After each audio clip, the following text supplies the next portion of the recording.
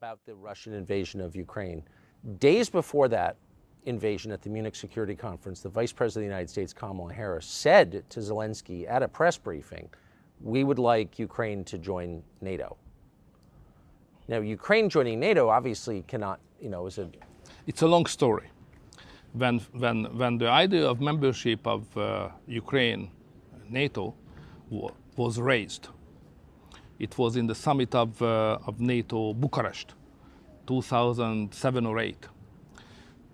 Russia was not strong enough to stop it. So there was a real chance at that time to integrate the Ukrainians into NATO. But it was rejected. There was no agreement among the big Western countries to do so, so it was postponed. But after 2 or 3 years later, the Russians became stronger and stronger and stronger. And now they are even stronger. So we missed the historical opportunity to do so. And this window of opportunity is not open anymore. So we can't do that. So we can't afford to have that long borderline between Russia and Ukraine, who belongs to NATO. That would mean immediate war danger to all of us, even in Washington. So it's dangerous even for the United States. It's not just dangerous for the region, but even for you, for the families. Because it could provoke a nuclear exchange. So it's not a realistic proposal at this moment. So forget about it. We should say just the opposite. We should make a deal with the Russians on the new security architecture to provide security, sovereignty for Ukraine, but not membership in NATO. So why, and that I think your view is shared by many sober people who watch this, so why would the vice president say something like that at a moment when there were Russian troops massed on the Ukrainian border?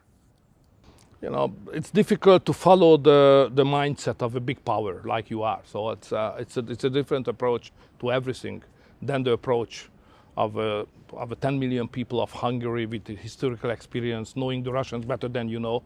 You always think that you know better because of the Cold War, but it's not the case. They never occupied Washington. Yeah. You should ask us. How does it work? What is the way of thinking? What is the cultural context? So back to the piece, if you were in charge, or if Trump were to win in 2024, how would you approach that? What would it look like, the settlement? First, you should admit, probably publicly acknowledging, that the key is in your hand. So if United States would like to have a peace, next morning there is a peace.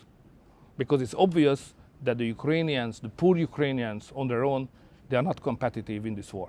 So if there is no money and there is no equipment from the West and especially from the United States, the war is over. Yes. The solution is in your hand. Is in the hand of your president. The present one or the future one. But you will solve it. The United States can do it, nobody else. It's not the solution for the Ukrainians. Of course, it's about Ukrainians. They cannot be neglected. They must be involved. But the real factor is not Ukraine. The real factor is intention of the United States. Yes.